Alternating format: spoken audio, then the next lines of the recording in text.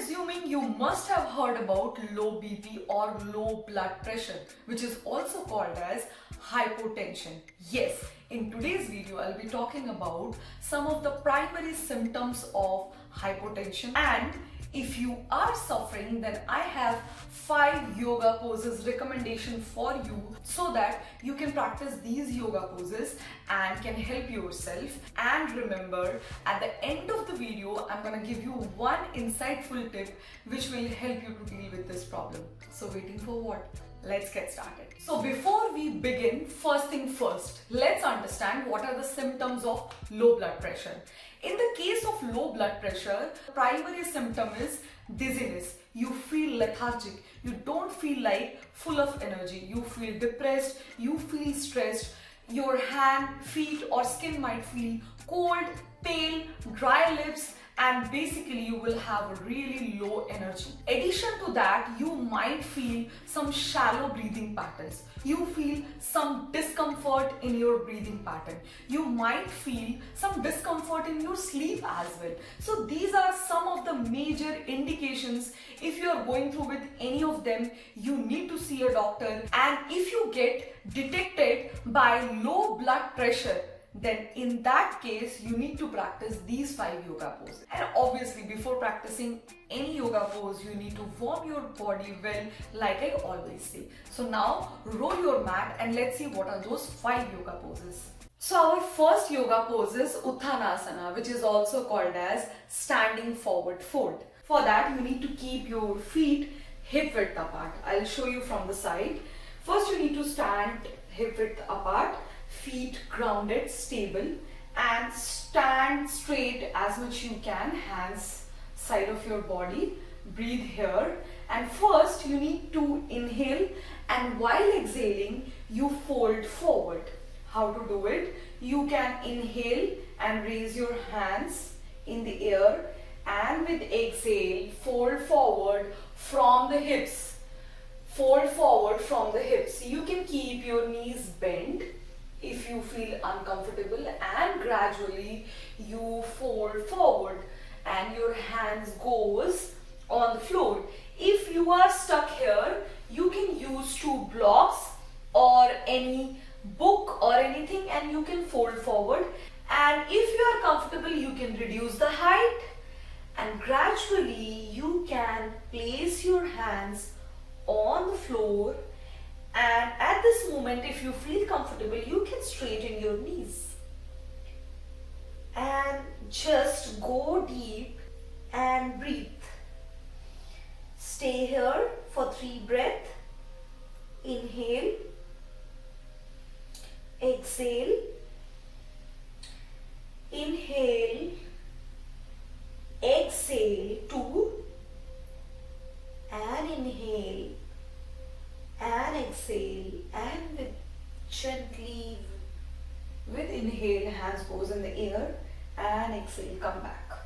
Now let's move to the pose 2, to Adho Mukha, also known as downward facing dog. So for downward facing dog, first sit on top of your mat, place hands your shoulder width apart, and remember fingers are spread wide enough like this, and have a good grip over your mat.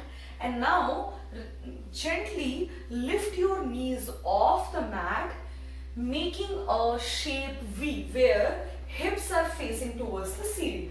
Like this, gently come off, and you can keep your knees bended if you feel uncomfortable. And gradually when you develop the comfort or confidence, you can gradually straighten your knee and always keep a distance hip width apart in between your feet. Keep looking between your 2 big toes or at your navel and breathe. And always try to divide body weight on your hand as well as on your feet, and use your core to get a great balance. And breathe. 1, 2, 3, And when you exhale completely, first with control, you drop your knees down and then you relax.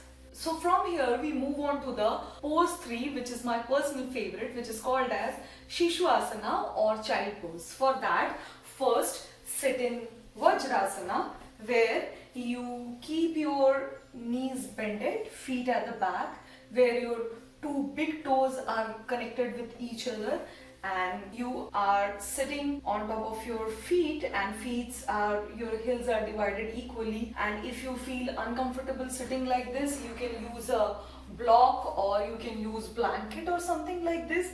You can sit like this. It is really good pose for digestion as well. And from Vajrasana, we fold forward for Shishuasana. For that, you extend your hand in front of your body gradually. And with every breath, you try to go a little deeper, where your chin comes down, and you try to breathe here. If you feel you can't touch the mat, you can always use a block to bend like this, or you can reduce the height like this, and you keep looking ahead and you breathe. And if you can, just go deep and you can touch your head to the mat. And remember, your hips are down, aligned like you sat in Vajrasana, and you breathe. You can be here up to as many breaths you want. You can keep your hand at the back as well, or you can just keep on top of your body, or maybe like this. Whatever is more convenient, you can keep like that. And you just let your whole brain, your body relax. You let your nervous system relax down, and you let your body de-stress yourself, so that it helps you in low BP. And if you're comfortable, you can spread your knee a little wide and you can do child pose. That will be a little deeper child pose, but that gives you even better benefits like this.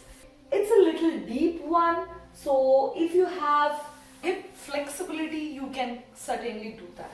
So from here, from pose 3, we lie over the mat, keeping back on top of the mat like this.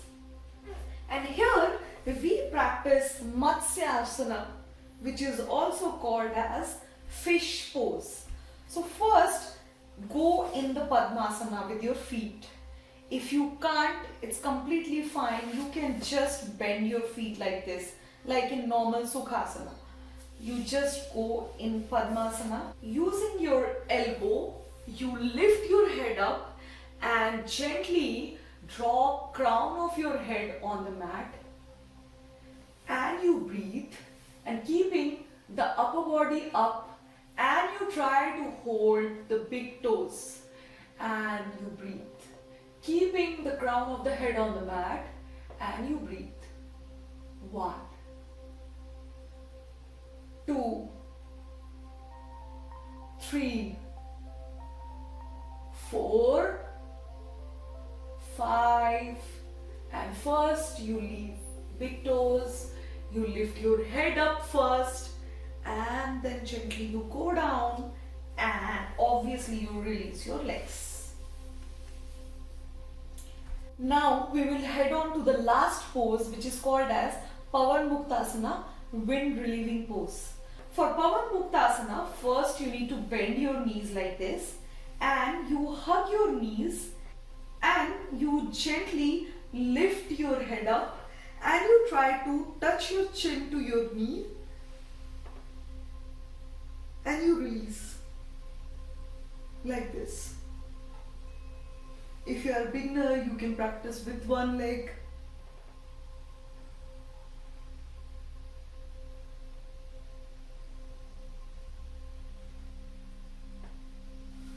And always practice from the other side as well. If you are practicing one at a time, then you need to practice from both the sides. And gradually from both the legs. So these are the 5 yoga poses you can practice for low BP.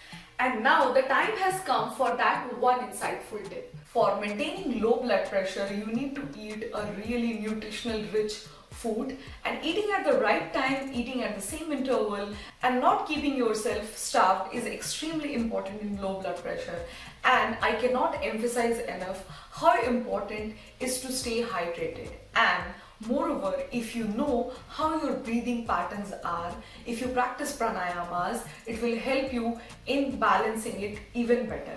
So do let me know if you want to see another video that which all pranayamas you should be practicing in the case of blood pressure. I'm hoping that you find this video useful.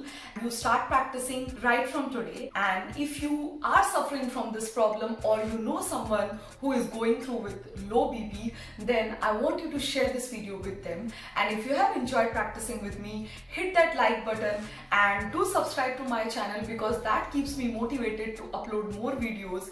Don't forget to turn that notification on so that whenever I upload a video, you get notified. On that note, I'm Malika signing off for today, and I'll see you next time. Until next time, keep practicing.